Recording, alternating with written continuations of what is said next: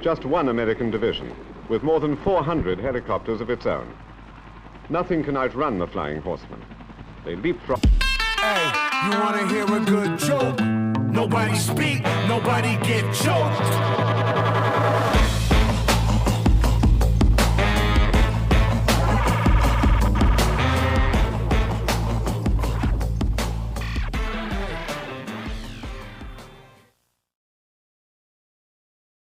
This is Andy with modernmilitaryhistory.com. This is an introduction to the upper build video for my M16A1 clone build. Pencil barrels in late 2020, when I was building this upper, were completely sold out.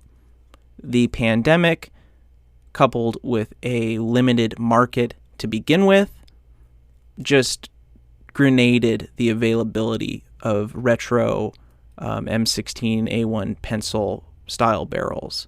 Brownells had just sold out of their stock of barrels, but I was lucky to buy on clearance a blemished proto 20-inch pencil Brownells barrel assembly.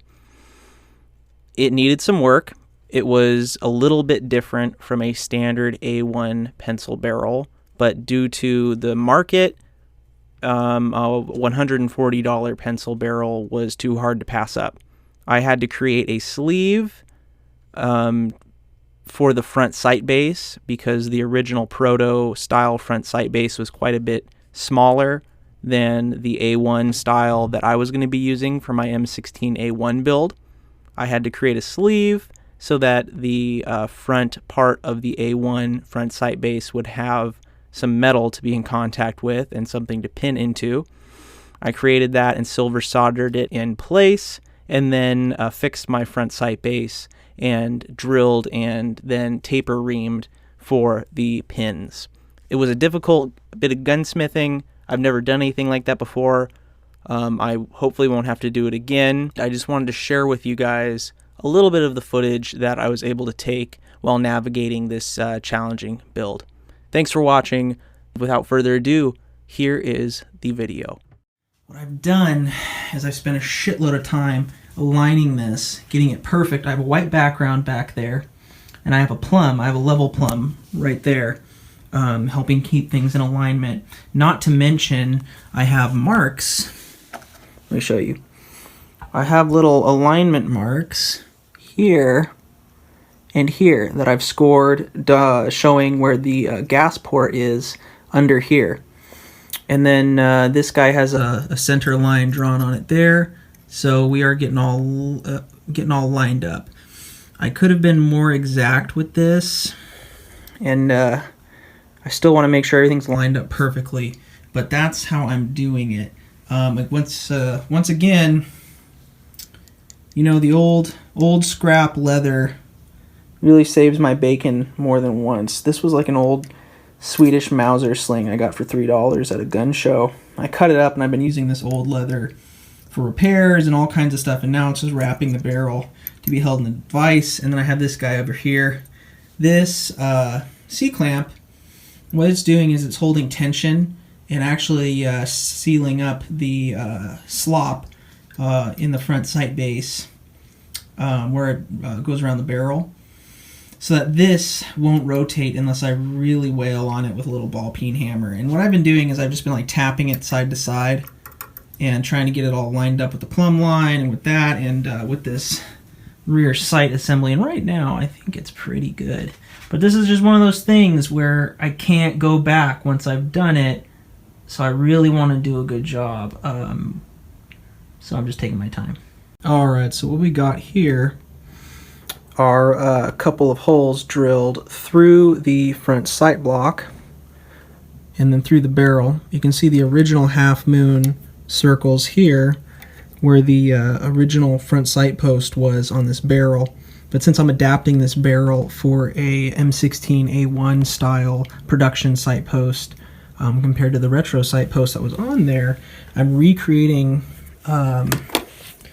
these holes here and here. I'm recreating those in the proper spaces. So I went through and I used a couple 2 different size drill bits to try to get these holes to accept the taper pins, but that did not work out. They were not seating properly, and I didn't want to ruin this barrel since 20-inch pencil profile retro barrels are pretty hard to find right now. In the let me put a white background down there so you can see, and I'm white, so I'll work.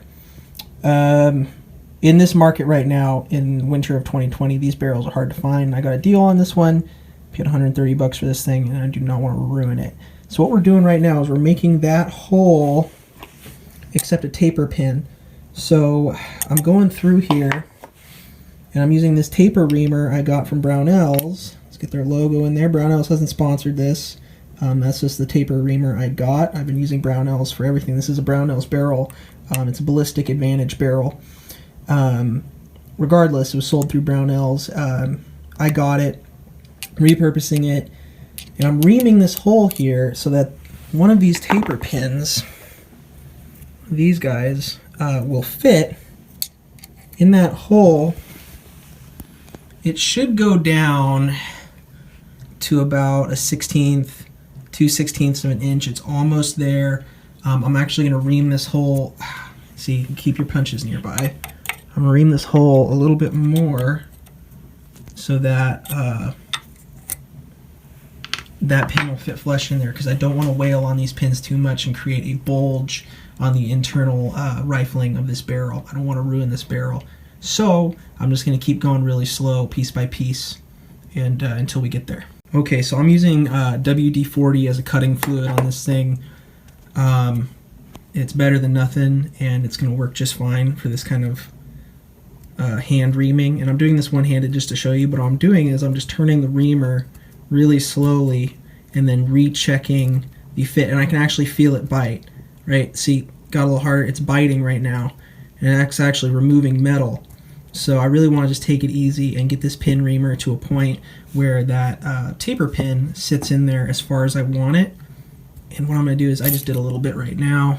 I'm going to come through. Let's blow this out. And let's just see. See, that's getting real close. Real close to what I want. There's this pin actually is one of the original pins. I had to get a replacement pin from Brownells because this pin broke because I was trying to fit it into one of these really poorly executed, 2 different drill bit size, attempt at taper pinholes, and this one actually broke because it met that center where the diameter, the inner circumference of the hole changed, and it broke the pin right there. So I have this nubbins right here just holding this front sight post gas block in alignment. I've been checking this whole time that it's still in alignment when I have the upper receiver placed on the barrel, and this is perfectly straight still. I'm just going to do this one first, and then I'm going to take this nubbins out, this half a pin. It's actually broken midway, and then once this guy's done, it'll be staked in place to be able to do the other one, and then I'll have them both in place. I'll be able to assemble this upper. Alright, it might not look like much on the camera here, but you're going to see this little guy. He's about perfect in terms of how far up he needs to be sticking. So I'm going to take my punch.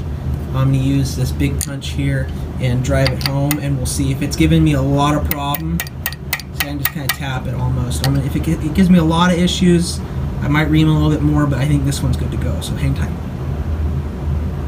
Okay, so that guy has been hammered home. Let me try to get some light on it so you can see. See, that guy has been hammered home. He's actually sticking out the other side, and you can see my hole was kind of sloppy, but that's good enough. That's good enough, especially once this other one is hammered home. This will be perfect. This guy is dead on the money in terms of alignment with my rear sight. The whole thing's canted a little bit to the side here, but you can see that this guy's actually looking pretty good. So I'm gonna get that other one started, and we'll get this one done. Okay, we are on the second taper pin here. That first one is really nicely driven home there. I might do a little bit more on it. But this guy, as you can see, he's got quite a ways to go, and he's actually stuck on a shelf in there from when I tried to do 2 different drill bit sizes. With my pretty archaic drill press setup, I wasn't able to do that with 2 different drill bit sizes. I tried my best, but I really didn't want to mess up this pinning of the front sight post because this whole barrel would have been trashed, and I don't want to do that. So I'm going to go in here and I'm just going to come in with that reamer and get this guy to sit until probably just like from there up, like that much is showing, just like I did on this side. Okay, we are getting down to the line here on the second guy. He is almost there. That is just finger tight. I'm going to do just a little bit more with the reamer, just to get that guy where I want it. Stay tuned. We're getting close. Okay, and that is that. Those are 2 reamed and driven home taper pins, and the front sight base is square. It's on square, straight up and down to the rear sight, and all the witness marks I made to try to keep the gas port aligned on the barrel with the gas block. Fingers crossed. I think this is good to go. Let's just go in here. The only thing that the What a Country parts kit did not come with was that pin, the roll pin that goes right in that little hole that attaches the gas tube for the direct impingement gas system to the front sight base. So I'm going to go in right now and put the gas tube to the front sight base with this pin, this tiny little roll pin. I ordered this from Brownells. I think it was like $3. It was outrageous for this tiny little pin. But that's the only thing the parts kit did not come with. Maybe they lost them when they were taking apart the guns. I don't know. But there it is. There, you can find them. No biggie. And I'm going to put it all together. I know I'm going to get a lot of people commenting on this video saying, why did you talk so much? Why did you explain everything the way you did? Hey, you made mistakes. Why did you do this? That's not the right way to do that. Well, guess what? I've never done this before. I'm also here to show you that you can do this stuff too if you put your mind to it. Do the research, put in the elbow grease. I spent like $20 on tools. I ended up having $100 into this barrel because I sold the front sight base and the slip ring assembly for $40. So I had to do my own gunsmithing, but I learned along the way how to do it. And I'm really happy with how it looks. As you can see, this upper looks awesome. Everything looks great. You'd have to look really closely to notice that I really did anything at all to this thing. So that's why I do this. That's why I do this way and take the time to show my process, to take the time to explain as best as I can, not only how I did things, but how I failed at doing things. Thank you so much for watching this video. I really appreciate you guys. If you're not making mistakes, you're not learning, and I learned so much doing this project. I'm just happy to share with you guys. Stay tuned. I'll be back with another installment of how I built the lower receiver for this gun. Live to shoot another day.